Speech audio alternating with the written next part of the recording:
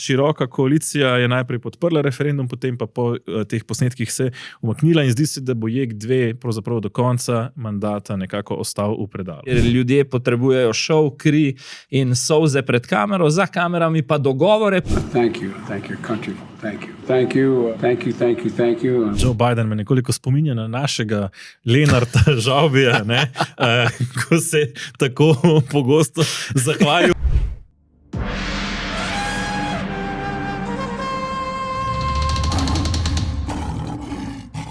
Dobrodošli v tedenskem safariju po politični savani, v podcastu, ki ga spremljajo levi in desni. Pa tudi sredina, opice, mravljinčari in, kot je razkril prejšnji teden, tudi Bojan Požar. Mister savane Robi in prvi spremljevalec Janez sicer veljata za smrtna sovražnika, a za zaprtimi vrati džipa znata biti prav nasprotno tudi zaveznika. Antilopo tako najprej odlovita, potem pa stakneta glavi, kako njeno smrt prikazati kot naravno. Nič lažjega, samo lev naj namoči svoj gobec v rdečo barvo, kaj ne? Z vami sva Mirko Majer in Peter Merše. No, ko je že kazalo, da bo teden minil brez večjih pretresov, smo na to spremljali dramo od povedi referenduma o jedrski elektrarni Krško v drugem bloku in diverzijah, ki so odvračale pozornost od tega. Preden začnemo, pa si poglejmo posnetek, ki so ga pridobili kolegi iz Tarče in je pravzaprav sprožil to dramo, ki smo jo spremljali celoten teden. Jaz trdim, da lahko naredimo na isti seji tako resolucijo, ampak v tem, da v tem predlogu za razpis posvetovalnega referenduma prvič spremenimo samo vprašanje. Ne, akt moramo dati, predlog za referendum moramo dati ven. Umakniti. Vsi podpisniki rečemo, zdaj se pa več ne strinjamo s tem predlogom, ga umikamo iz procedure. Dokončno umikamo. In potem se pa lahko resolucija sprejme. In ko imamo sprejeto resolucijo, vložimo ponovno, pa delamo s vprašanjem kačmo. To je za nas rešitev. Ja, že nekaj ur po objavi tega posnetka so uredništvo RTV Slovenija obiskali kriminalisti, ki so iskali ta znameniti posnetek, ki je pravzaprav sprožil celoten plas. Ko bi bili le vedno tako hitri, ne? Tako, ne. Zdaj, iz novinarskega vidika je zadeva precej jasna. Ne? Se strinjam, pod poglavjem splošne etične norme imamo 17. člen novinarskega kodeksa, ki pravi takole, da je poseg v posameznikovo zasebnost upravičen le, če javni interes pretehta nad spoštovanjem njegove zasebnosti. Pri poročanju o javnih osebnostih in tistih, ki želijo dobiti moč in vpliv ter vzbuditi pozornost, je ta pravica do obveščenosti še nekoliko širša in nazadnje novinar se mora zavedati, da lahko z objavo informacij, fotografij, posnetkov škodi posameznikom, ki niso vajeni medijske oziroma javne pozornosti. Zdaj, Peter, če to prevedeva za potrebe konkretnega primera, se pravi, poseg v nek zaprti sestanek poslanskih skupin je upravičen le, če ima javnost večji interes, da izve, kaj je na njem bilo, kot je pač pomembna ta zaprta narava sestanka. In osebno tule mislim, da v javnem interesu pri razkritju, da dve največji stranki pravzaprav načrtujeta obvod mimo referenduma, ki pa ne nazadnje stane 5 milijonov evrov, ni dvoma, da ta interes obstaja. Drugi stavek lahko v celoti ponovimo, torej politiki so osebnosti, ki imajo moč, vpliv, vzbujajo pozornost, torej imamo še več pravice, da se vtaknemo v njihovo zaprto sestankovanje. In še objava informacij ne škodi tistim, ki niso vajeni javne pozornosti, kar pa tudi v tem primeru ni slučaj, pa še razkritje ni prav nič ogrozilo kakšne državne varnosti, kar bi lahko bil problem. Ne. Drži, zdaj, če povzameva morda za gledalce, ki niso tako vešče spremljali celotnega dogajanja, pravzaprav projekt JEK2 se pripravlja že nekaj časa, pod prejšnjo vlado je pravzaprav dobil nek push naprej, so se sprejeli določeni dokumenti, pod to vlado pa se je opoziciji pravzaprav zdelo, da država zamuja, nekako da zavlačuje s tem projektom, kar ni tako zelo iztrte zjutraj. Nazadnje minister za podnebje in energijo Bojan Kumer je znan kot nasprotnik jedrske energije, še bolj glasna je tukaj njegova državna sekretarka Tina Sršen. Zato so pravzaprav v SDS skušali nekako pospešiti ta projekt z tem referendumom. Ja, in dodajam, da je veliko vprašanje po mojem tudi to, kaj si z vidika vidika svojih zasebnih poslovnih interesov, vemo, ki je bil prej, ne, v GEN-I-ju in močno forsira obnovljive vire energije, dejansko intimno misli o nuklearki Robert Golob. Drži, ne. Zdaj, potem pa se pridemo do točke, ko pravzaprav politika zavozi z vprašanjem, ne, ki je bilo namenjeno pravzaprav temu, ali želi Slovenija naprej nadaljevati tudi pridobivanje elektrike iz jedrske energije oziroma staviti na jedrsko energijo tudi v prihodnje, pa so vprašanje zapeljali tako, da je dobesedno šlo za JEK2, o katerem še pravzaprav nič ne vemo. Niti cene, niti izvajalca, ničesar. In na koncu se je pravzaprav zgodilo nasprotno. Ne. Široka koalicija je najprej podprla referendum, potem pa po teh posnetkih se umaknila in zdi se, da bo JEK2 pravzaprav do konca mandata nekako ostal v predalu. Na hladnem in v mirovanju in zdaj sva pri bistvu, ne, po mojem. Seveda ni bistveno nič od tega, kar sem omenila v uvodu, torej prikrito snemanje, ne, čeprav najbrž na koncu, če koga najdejo, bo plačal kakšno kazen. Bistvo je v razkritju, da se pač dve največji stranki pri široko razprtih vratih zelo pogosto obnašata kot zakleti smrtni sovražnici, kar pravzaprav po 30 letih in več demokracije niti nihče več ne pričakuje od dveh največjih strank. Bilo bi mnogo bolje, da bi se pred kamerami dogovarjali takole kot za njimi, ampak očitno imajo ta občutek, ne, da smo v neki predmoderni dobi, kjer ljudje potrebujejo šov, kri in solze pred kamero, za kamerami pa dogovore, pa to bom dodal, ko bi bili le v korist ljudstva te dogovori, ne.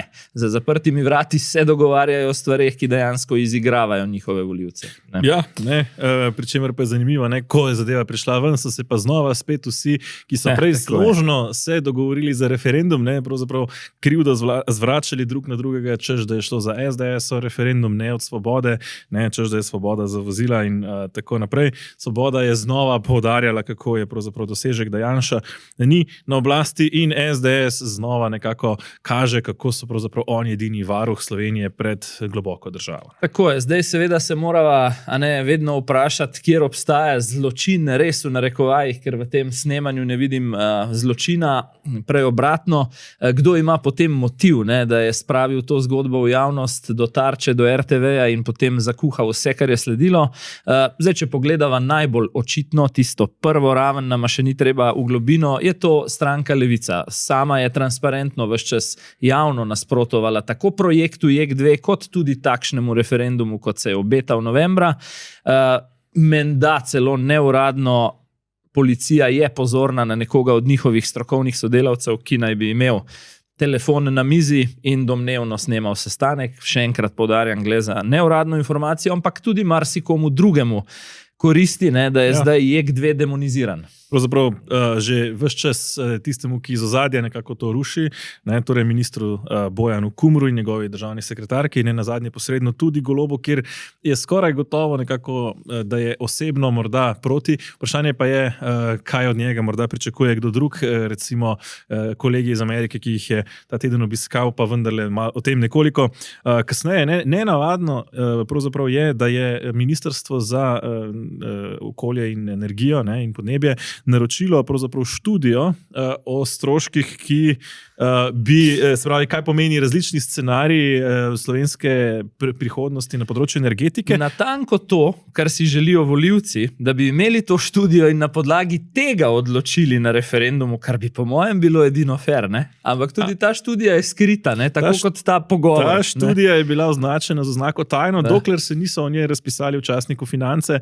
in šele potem po tistem članku o financah jo je ministrstvo dalo pravzaprav na razpolago in jo je mogoče videti, ne, kaže pa ta študija zelo zanimivo, ne, torej, če bi stavili izključno 100% na obnovljive vire energije, torej sonce, veter in voda, bi nas to v 60 letih stalo, pozor, skoraj 86 milijard evrov, medtem ko sta opciji z jedrsko energijo bistveno cenejši, torej recimo 35, 38 oziroma 53, odvisno kako podaljšujemo življenjsko dobo obstoječe nuklearke in kako bi zgradili in kdaj pravzaprav drugi blok. Ne, je pa še nekaj treba poudariti, ne, pravzaprav to se je pa razkrilo v včerajšnji Tarči, da ni stranka Levica edina, pravzaprav so se na tej zgodbi profilirali tudi nekateri nevladniki, ne, slišali smo recimo tiskovno konferenco Mladi za podnebno pravičnost danes in dan in pa ne nazadnje tudi stranka Vladimirja Prebiliča, ki se je pravzaprav pokazal kot najbolj proti jedrski energiji, celo bolj kot stranka Levica. Res je, in tu zdaj pridemo do motiva še ene velike stranke, in to je stranka SDS, ne, ki je začutila, ne, da javnomnenjsko marsikdo pravzaprav želi dvig svojega rejtinga na račun demoniziranja JEK2. Od Levice, ki je še vedno v parlamentu, pa do novih projektov, kot si omenil Vladimirja Prebiliča. In še ena stranka na Levici se tudi omenja. Tako je, omenja se tudi ta nova stranka, ki naj bi jo v ozadju, da tako rečem, vozil, šofiral Gregor Golobič, menda z Luko Mescem v glavni vlogi, ne, bili pa naj bi precej sredinski in omenja se še, da bi jim lahko morda obraz mučenice in žrtve Goloba posodila tudi Tatjana Bobnar. Ampak kakorkoli, ne, zdi se mi, da je SDS potem tudi hitro začutil svoj motiv, da zgodbo Skupaj s svobodo zelo na hitro ugasnejo, ne, da ne bi pretirano dajali vetra v jadra takšnim eko-novim političnim projektom. Ne. Ja, pri tem izračunu morda velja omeniti še eno stvar, sicer da v nobenem tem izračunu pa ni predvidena več termoelektrarna Šoštanj, ki postaja v zadnjem času zaradi pravzaprav umetnih ukrepov, ne, CO2 kuponov in podobnega predraga, pri čemer se pa spet pojavlja vprašanje, kako to, da TEŠ ima zakaj se recimo Slovenija ni izpogajala podobnih pogojev, kot jih imata pri termoelektrarnah recimo Poljska in Nemčija, ki imata teh, mislim, za približno 100-krat več kot slovenskega TEŠa. Ja, glede obnovljivih virov energije, ne, ki izpadajo daleč najdražja varianta za državljane, mislim, da sva ravno v prejšnji epizodi rekla, vsaj enkrat dražje za državo, bolje za nekoga ali pa za nek lobi, ne, in tu sta lobija vsaj dva, ki slavita pravzaprav, da ima zdaj JEK2 težave. En lobby je prav ta, ki si ga omenil, minister, premier, ne, drugi lobby pa slišim, da je tudi plinski. Namreč, bolj kot smo odvisni od obnovljivih virov energije, večje rezerve v plinu potrebuje država in tu zadaj, ne, tudi to ni brez političnih konotacij, je neka stara struja, ki bi morda pogovorno na hitro lahko rekli tudi Udba, z nekim kar močnim proruskim sentimentom. Drži, na drugi strani pa zadeva očitno skrbi tudi Američane, ki se pojavljajo kot eden ključnih dobaviteljev, namreč nazadnje je Westinghouse, ameriška multinacionalka, tudi dobavitelj prve nuklearke v Krškem, ne, torej že obstoječega bloka in hkrati tudi eden resnejših ponudnikov za morebitno izgradnjo drugega, ne, in tudi s tem se pravzaprav povezuje obisk Roberta Goloba v Beli hiši ta teden. Ne. Ja, v nadaljevanju še bova o tem, kako mu je po eni strani ta obisk pasal, pa da rečem kar, da je šel malo od doma to najprej, ne, potem še glede na vse ostale vsebinske težave in operativne v domovini, po drugi strani, ne, se mi pa zdi glede tega, da je šel ravno v trenutku, ko Američanom pravzaprav nimamo kaj za ponujati, ker zgodba je mrtva in miruje, ne, ga je pa morda tudi kdo povlekel za ušesa. No, Američani so pravzaprav tisti, ki so povabili Goloba, da bi morda ga opomnili, da morda pa le ni za povsem vreči v predal tega projekta. Poglejva, kaj je povedal po srečanju z Joeom Bidenom. Imamo zelo bogate izkušnje z delujočim reaktorjem Westinghousove izdelave. Jaz mislim, da je ta reaktor, ki ga imamo v Krškem, zgledno obratovan, upravljan in da je ravno zaradi tega, ker imamo tako dobre izkušnje tudi z varnostjo, seveda eden od najresnejših ponudnikov, zagotovo pa ni edini.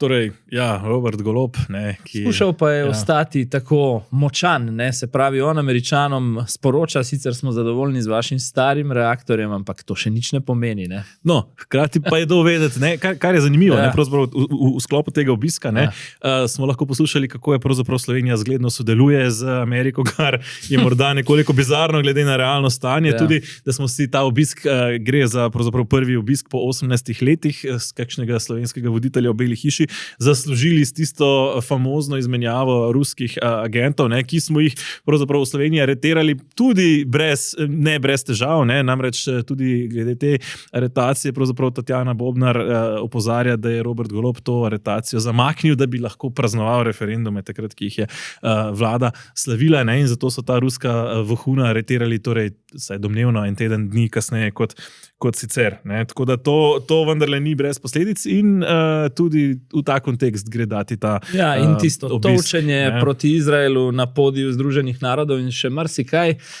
Predlagam pa, da zdaj kar pogledava, kako je bilo v pisarni, ne, Joea Bidena. Meni je padla v oči dokaj zanimiva telesna govorica našega premijeja. And I want to thank you as a feat of diplomacy. I want to thank your country for your support and your leadership and partnership that made it possible. And that's not hyperbole. You made it possible. Thank you. We made it clear to anyone who questions whether our allies matter, well, they just look at what you did. And matter a great deal. And so, Mr. Prime Minister, thank you, thank you, and we look forward to our discussion today. The floor is yours. Mr. President, dear Joe, just a couple of words, and that is that with a little help of true friends, nothing is impossible. And I think that's really what our joint effort with the prisoner swap demonstrated to all of the world. And let's continue to work in a true friendship and with a lot of trust.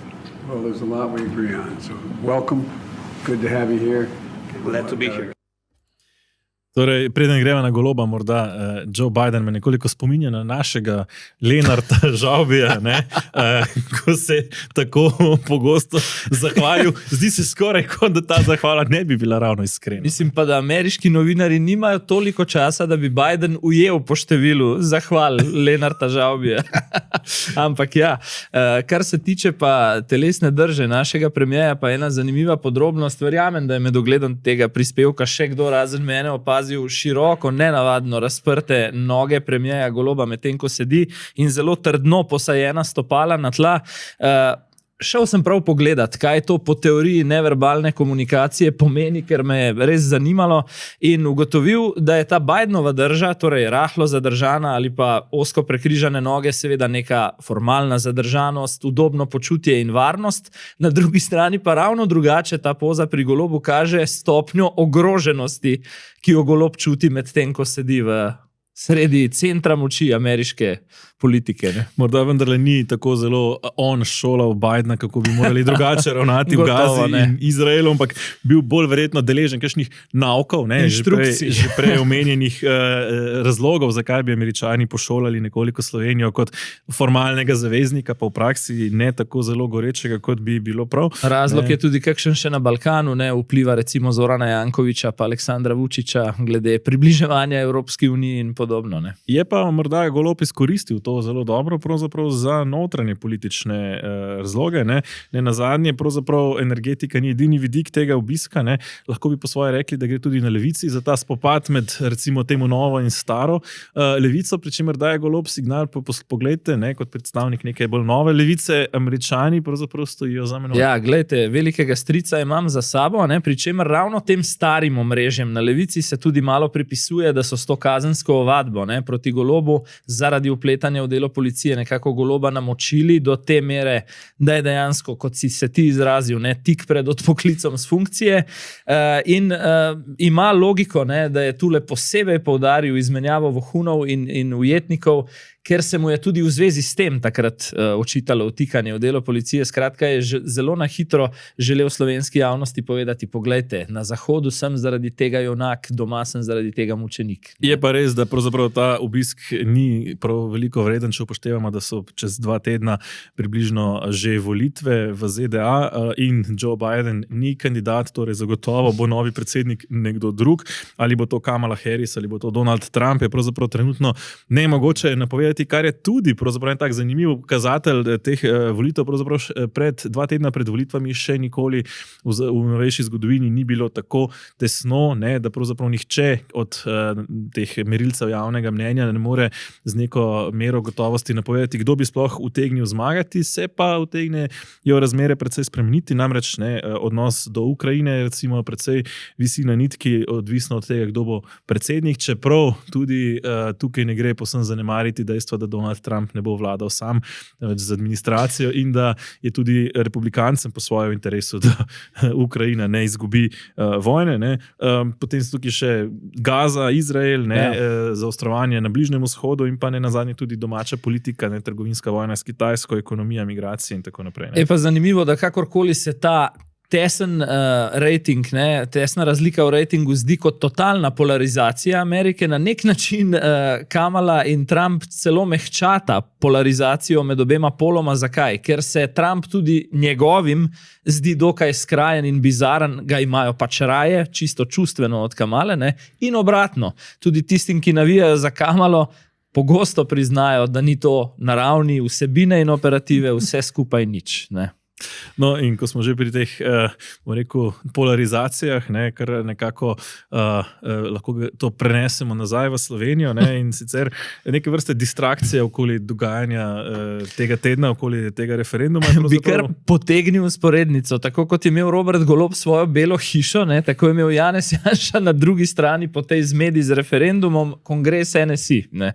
Kongres NSI, ne, kjer je pravzaprav smo lahko poslušali govor Mateja Tonina. Ne. Zanimivo je, pravzaprav, kako so o tem tudi sicer poročali drugi. Ne nazadnje. Bil sem res prav presenečen nad površnim in lahko rečem kar slabim delom pravzaprav tudi teh mainstream medijev. Namreč Tonin je v več kot 40-minutnem nagovoru kongresu omenil tudi možnost koalicije z SDS, ampak še enkrat poudarjam, z SDS nikomer poimensko, ne? Pa so to vsi razumeli po svoje ali pa vsak tako, kot mu je predvsem ustrezalo, ali glede na uredniško politiko ali pa potem v dneh kasneje tudi čisto politično. Zato predlagam, da najprej pogledava, kaj je Tonin v resnici povedal glede sodelovanja z SDS-om. Naši desni sopotniki so v preteklosti bili pripravljeni nas vršiti marsikdaj pod vlak, zato da so sami dosegli boljši rezultat. Vsi bi si na nek način radi podredili krščanske demokrate, eni bi nas imeli za rezervno koalicijsko stranko, drugi pa za ponižen satelit. 20 let kot politični blok dosegamo iste rezultate. Jasno je, da je nekaj potrebno spremeniti, da potrebujemo svež pristop. In pogledajte te stvari danes, to vrenje in brbotanje na desni strani. To je prava stvar. Če bomo znali se osredotočiti na bistvo in ne bomo malenkostni, potem lahko iz teh razdrobljenih sil na desni oblikujemo močno politično silo, ki bo skupaj z SDS-om lahko v prihodnjih letih oblikovala novo vlado, ki bo predvsem manj tvitala in mnogo bolj pomerjala. Da že od prvega petka dalje kolesarjat ne bo kolesarjev okoli Ljubljane, da začnemo resno delati, da odpravimo vse te blokade, ki jih je naredila Golobova vlada. Ok, pa gremo točko po točko. Se pravi, spet, da smo zelo plastični. Janša nas je bil za boljši rezultat v preteklosti že kdaj pripravljen vleči tudi pod vlak.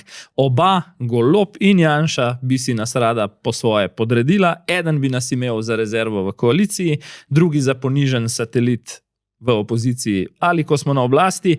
20 let dosegamo kot blok, se pravi desni blok, isti rezultat, zato moramo nekaj spremeniti. In poglejte, je rekel, nove projekte in vrenje brbotanje na desnici Logarja, naprimer, ne, to je prava stvar. Iz razdrobljenih sil na desni, po mojem lahko beremo samo NSI, SLS, Logar, Lotrič itd., ne, pa lahko oblikujemo močan blok, ki bi skupaj z SDS sestavil novo vlado, tako, ki bo manj tvitala in proti kateri že od prvega petka naprej ne bo nihče kolesaril. Zdaj, meni vse jasno, se pravi SDS da, Janez Janša ne, pa kljub temu so bile interpretacije povsem drugačne, da Tonin torej Janšo nekako sramežljivo vabi k ponovnemu sodelovanju.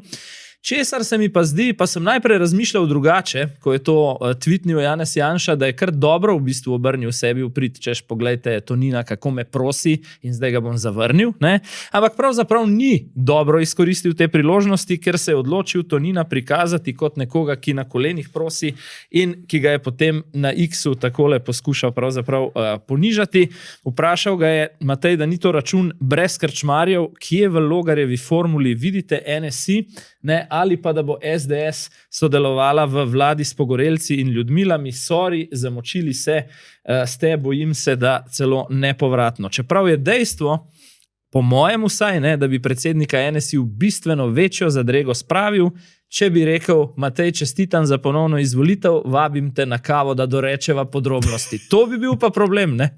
To bi bil problem, tudi ne nazadnje presenečenje oziroma težava, večja težava za Tonina, ki se mi zdi kot prvo in morda nekoliko naiven, da ne bo prišlo do kolesarjata, če bi pridobili desno vlado. Mislim, da skoraj ne glede na to, kdo bi vodil to desno vlado, do neke vrste kolesarjata bi prišlo, če bi bila ta desna vlada resno pripravljena porezati določene privilegije, ki jih kolesarjat, če uporabim Toninov izraz, ima.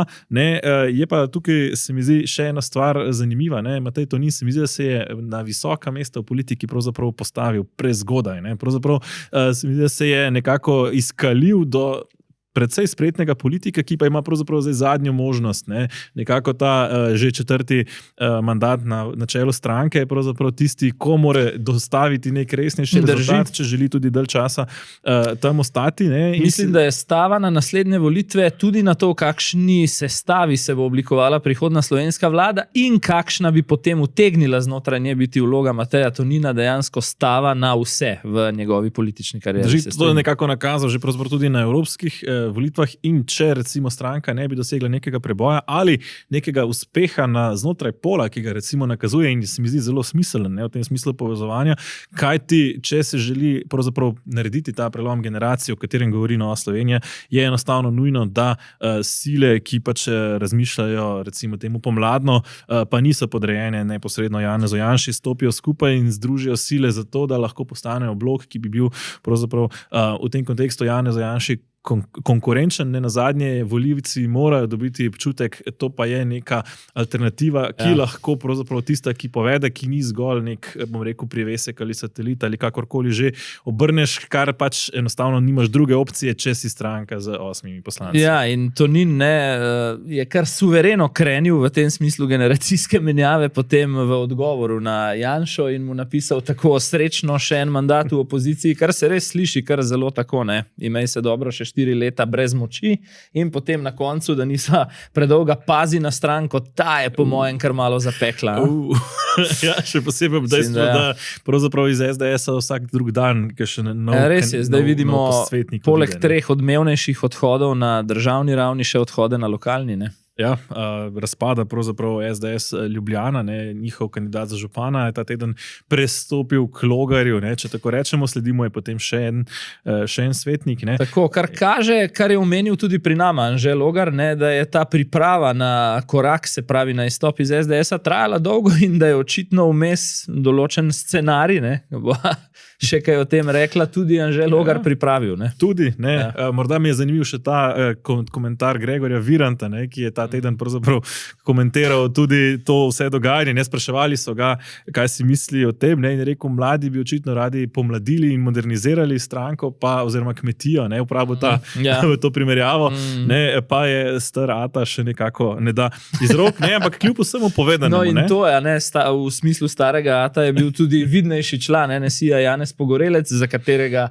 pravijo sicer, da nikoli ne pride do nobene pomembne funkcije, bil vendarle duhovit. Janši je odgovoril, da se krčmarji počasi zanesljivo menjajo in potem spodaj spet nekaj, kar je malo zapeklo. Čas je za odhod, ampak pazi, že kakšnih 15 let. Ampak kljub vsemu povedanemu, pa zanimivo je, pravzaprav medijska krajina razumela, da pravzaprav se je Tonin nazaj obrnil in da zdaj se vrača k Janši, kar lahko razumem pravzaprav tudi iz pogovora, ki je tako potekal. Je bilo pa nesporazuma relativno hitro konec. Predtem na zadnjih volitvah ste dejali, ne bi šli v koalicijo z SDS-om. Odkje ta preobrat, zakaj zdaj pravite, nujna je desno-sredinska koalicija z SDS-om? Gospod Slak, tukaj ni nobenega preobrata. Jaz sem ves čas trdil, da so naši naravni partnerji in zavezniki v SDS-u in to bodo tudi v prihodnosti. Edina stvar, ker sem rekel pri vaši vdaji in za tem še vedno stojim, da Janeza Janšo za predsednika vlade ne bi več podprl. Še eno spoznanje se mi zdi, da je prinesel kongres NSI in sicer o temeljni razliki med Matejem Toninom in Anžetom Logarjem o poti do nove vlade. Prvi govori torej Tonin o desno-sredinski vladi brez primesi levo-sredinskih strank, konkretno o scenariju, po katerem bi ta široka razdrobljena predvolilna koalicija desne sredine skupaj recimo dobila kakšnega poslanca več od SDS, potem pa bi SDS-u, če jaz to prav razumem, kot pogoj za sestavo vlade postavili manjšo vlogo Janeza Janše, torej nevodilne, in verjetno potem interpretirali, če SDS tega ne bi hotel storiti, kot da se je SDS, ne pa oni, odrekel monolitni desni vladi, ker je češ sebe, ne pa politični blok, postavil na prvo mesto. Logarjeva ideja je, kot vemo, drugačna. Če zmaga, sam bo gradil na levo sredino, če zmaga SDS, pa ne postavlja Janši nikakršnih pogojev o umiku, pač pa samo želi, da je zraven še kakšna stranka z leve sredine. Če zelo poenostaviva, Tonin in si res želi upokojitve Janeza Janše, Logar tega ni nikoli omenil. Ne? Potem imamo pa še enega akterja. Še enega akterja, ne, ki je pravzaprav vse skupaj označil kot za spopad med petelini. Ne. Je pa zanimivo, ne, Manko je na kongresu svoje stranke poslal je pismo, isti dan se srečal z Janezom Janšo in na zadnji tudi gospod Peterle, ne, pravzaprav spada v tisto generacijo, če uporabim Virantovo primerjavo starih atov na kmetiji. Ja, in ironično je, da ko govori o majhnem kupu gnoja in številnih petelinih, ki se drenjajo na njem, da nekako ne vidi, kako z vedno bolj pogostim medijskim angažmajem tudi on postaja še, na pamet rečeno, 10. petelin, ne, na tem kupu. Sicer pa je malo špiknil, ne, ko smo ravno pri izbadljivkah Tonina z stavkom in ladjo imamo na valovitem morju, se pravi stranko, kapitana pa na varnem v Bruslju. Ne.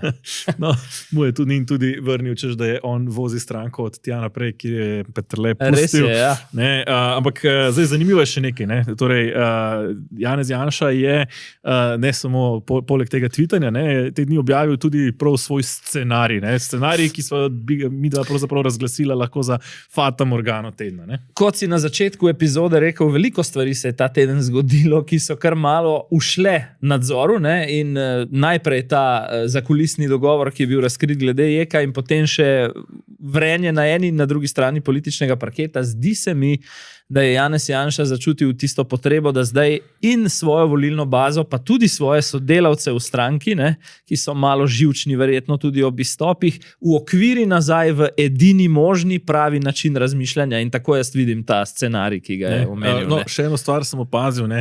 Že 13 let je tega, pa vendarle še vedno ni prebolel Gregorja Viranta, ki pravzaprav ni več nikakršen akter v slovenski politiki. Jaz skoraj mislim, da bosta ta dva morala na kakšno večerjo. No.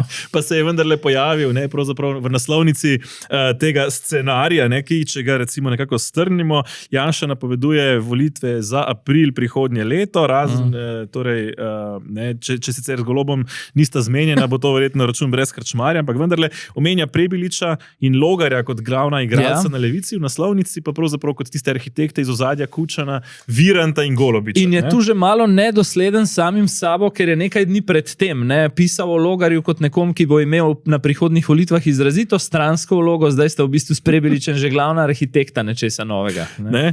Napoveduje potem recimo svojo obsodbo v zadevi Trenta in Jankovića, tukaj nekak ta recap, bi lahko rekla spet iz leta 2012 in tiste sodbe protikorupcijske komisije, ne, se mi zdi tukaj pravzaprav nekako pripravlja volivce na na sodni poraz v zadevi Trenta, ki je sicer bizarna, ne, to je treba priznati. Da in potem še detajl zanimiv, ne, ker je bila časovnica pripeta tej teoriji zarote.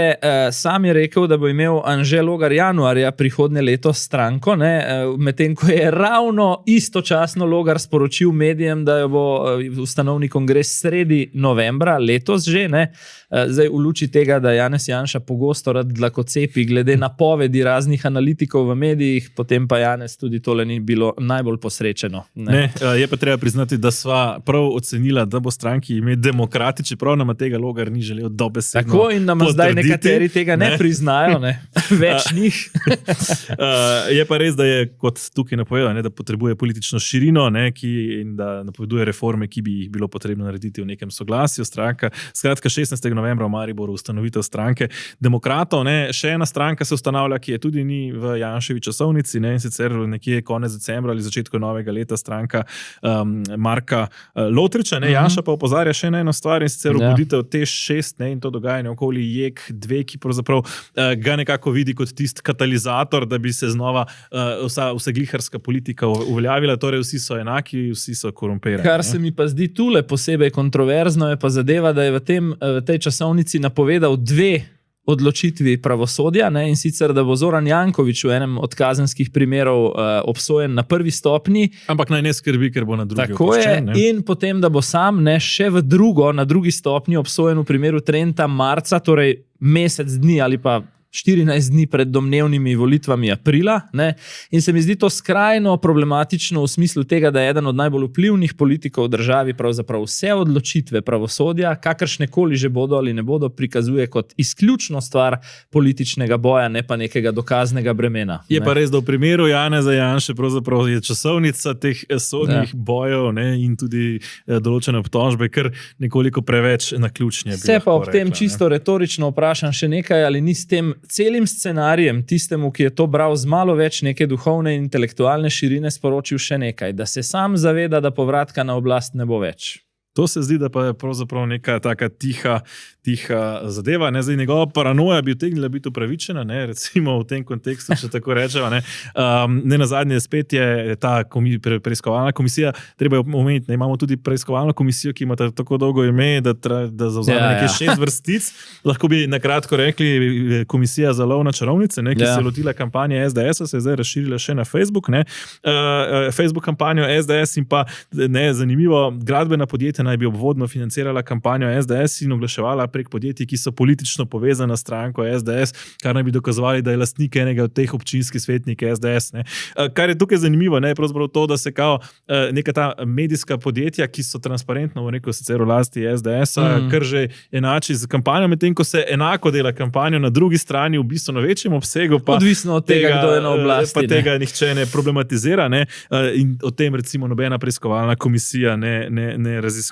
In to je spet ena taka lepa stvar, ki nas v luči tistega dogovora za zaprtimi vrati med Liscem in med Natašo Avšič prepričuje, da so pa v resnici polarizirani in skrajno sprti, kar je zelo relativno, pa če se v medijskem smislu vrnem nekaj let, 2,5 v preteklost, saj smo Roberta Goloba že kdaj videli v ekskluzivnem intervjuju na Nova TV. Kaj ne? To je bila pa pravzaprav Golobova strategija, kako priti pravzaprav do vseh posameznikov. Zdaj, morda, če greva naprej, pogovor sva imela s Prebiličem. Ja, zdaj so najnemu sogovorniku, oziroma mu je Janez Janša občutno dvignil ceno. Je res, da so mu tudi dogodki tega tedna šli na roko, po eni strani rompom okoli JEK2, ki je Prebiličeva tema, na kateri gradi recimo to diferenciacijo od ostalih, je tu kar glasen in nasprotuje. Po drugi strani pa tudi s tem, da vsaj za zdaj, po mnenju Janše, ostaja nek glavni pretendent za prevzem oblasti levo od sredine, pri čemer jaz o tem nisem tako prepričan. Glede na to, da ga Kučan označuje kot tabulo raso, mislim, da ni glavni izbranec tiste strani. Imaš spet lahko teorijo zarote, da Kučan to pravi, med tem, ko sedita na vsake 2 dni pri njem, ampak pustimo takšne.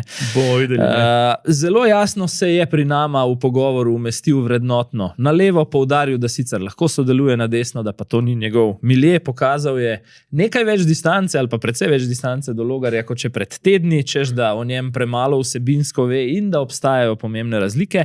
Predvsem pa je bil odločen v tem delu, ki ga omenjaš, ko sva ga malo izzvala strici iz ozadja, kot si ti simpatično rekel, Kučanova četica, ki roma v Bruselj. Pa mi predlagam, da pogledava to. Za razliko od ostalih kolegic in kolegov v slovenski politiki je za mano, če se zdaj obrneva, nič, ta zavesa in tako tudi je in bo tudi naprej. Jaz nimam nobenih, bom rekel, botrov takih in drugačnih, jih nikoli nisem posebej želel in nikomor, predvsem to je bistveno, nisem ničesar dolžan. Vse volitve in vse kandidature, ki sem jih izpeljal za zelo oskim krogov prijateljev, iskrenih ljudi in nobenih velikih političnih botrov in to se mi zdi, da je lahko velika primerjalna prednost, ker kot vidite, vsakdo, ki se podaja, ima vedno neko prtljago. Jaz imam to prtljago zreducirano na damsko torbico. Peter, zdaj je ta zavesa za mano, damske torbice pa nimam. Ne, je pa dejansko razlik med Logarjem in Prebiličem vendarle kar precej, ne pa vendarle toliko kot med recimo SDS-om in Urško Klakočar Zupančič. Pravzaprav te dni se je znova zaostrilo tudi na tej Vedno je veljalo, da je Urška odlična za odvračanje pozornosti, bil je pa točno tak teden, ki jo je potreboval. Točno tak, SDS je pravzaprav odstopila od sodelovanja na njenih kolegijih. Je pa treba povedati, da to se je zgodilo po tem bizarnem besednem spopadu med njo in poslancem NSI Aleksandrom Reberškom. In v tej državi so znali nekateri snemati promocijske spote na področju otrok s posebnimi potrebami, namesto da bi pa za te otroke nekaj konkretnega tudi naredili. Izrekam vam opomin za tole zadnjo pripombo, ki ste jo podali, vas bom pa iskreno vprašala, ker je letelo seveda name, a ne, glede na otroke s posebnimi potrebami. Kaj dobrega ste pa vi storili za njih? Kaj ste pa vi za njih storili? Kater zakonski predlog ste podali? Kaj ste vi dobrega storili za njih? Kar sete se, gospod Reberšek, je retorično vprašanje to.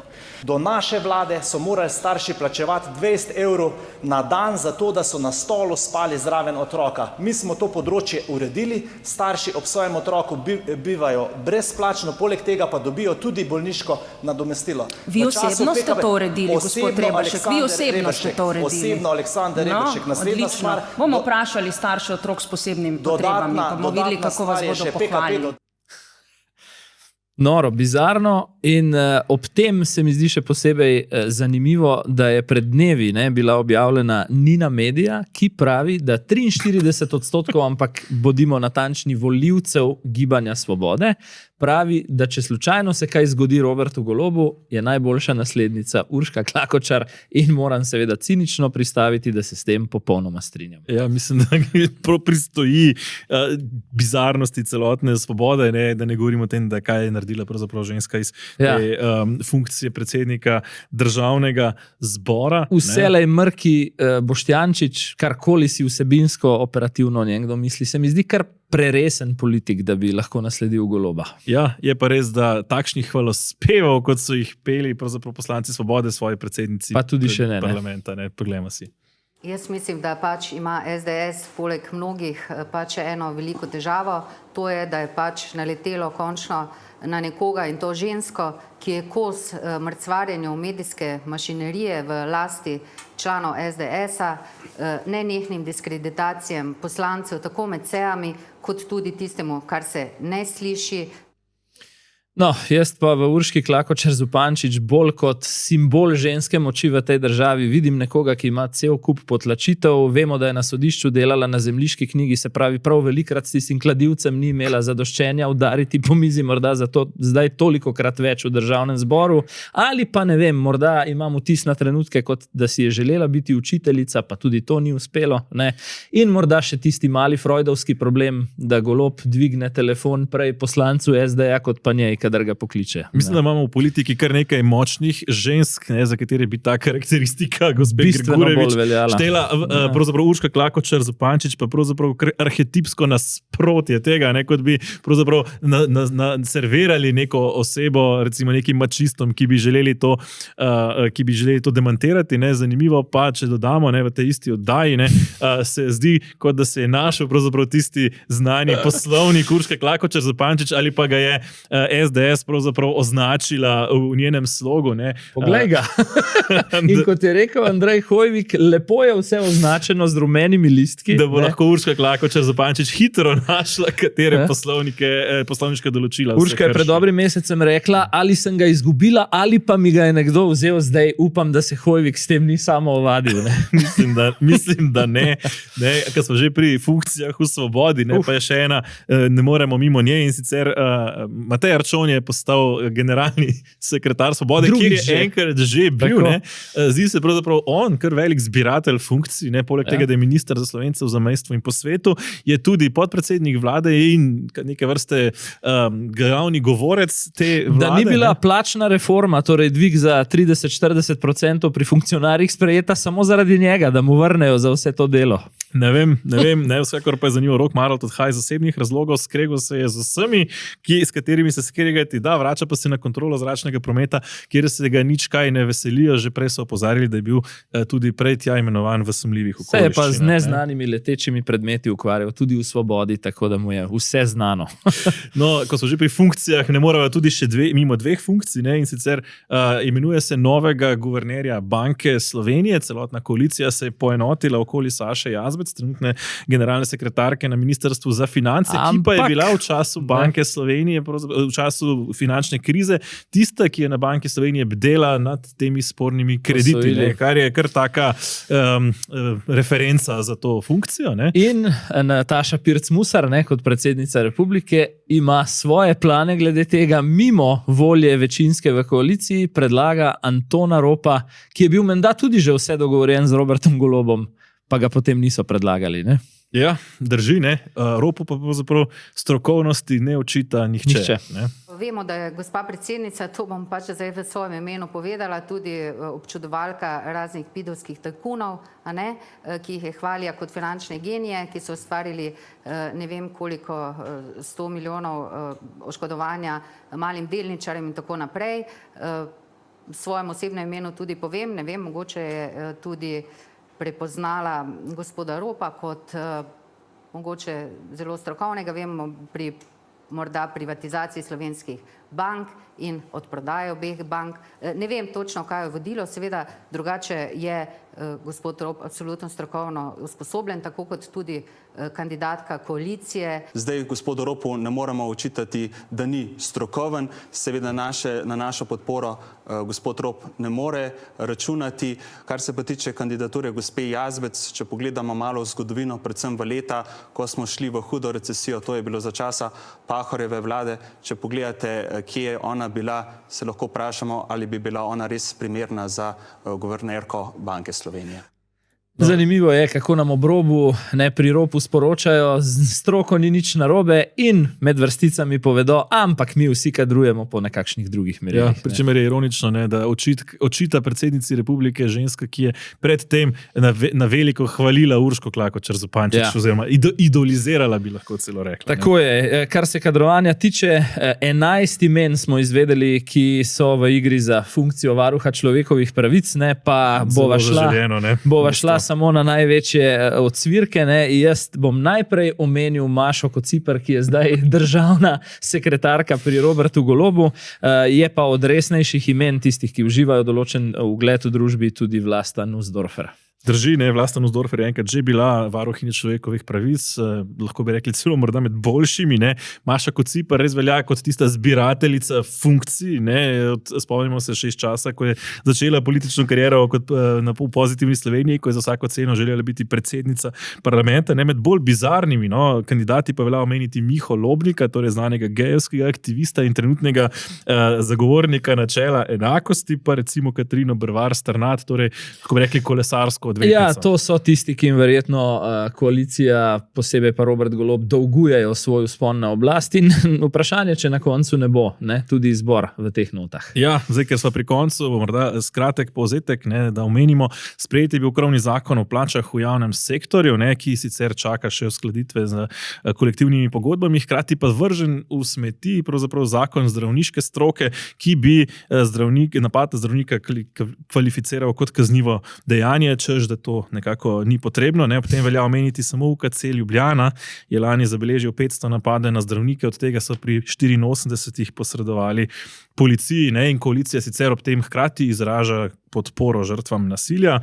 Ne, znova je bil potrjen preimenovanje praznika priključitev Primorske k matični domovini, ne, ki se nanaša na povsem brezpredmetni partizanski dokument iz leta 1943, s čimer želi pravzaprav koalicija nekako znova to partizanstvo prinesti noter, čeprav je jasno, da pravzaprav je, ne, in to tudi zgodovinari in recimo znani Primorci, kot je bil Boris Pahor, opozarjajo, ne, da je vedno bila integralni del slovenskega ozemlja, okupirana strani Italije in na to vrnjena, ne pa priključena kot nekaj, kar bi si odvzeli. Takole poslušam pri naštevanju teh odločitev državnega zbora, v glavnem seveda koalicijskega glasovalnega stroja, si pa res mislim, da morda volitve niso tako daleč kot šele leta 2026. Ne, so pa bile ta teden v Moldaviji in v Avstriji, ne, oziroma v Avstriji že nekoliko prej se zdaj sestavlja koalicija, v Moldaviji pa pravzaprav zelo napeto, ne, z ruskim vplivom, ravno za las sprejet referendum o nadaljevanju evropske poti. To se mi zdi še pomembno omeniti, čeprav je bilo jasno, da se je izkazalo ta teden, da so urili Moldavce celo v Bosni in Hercegovini za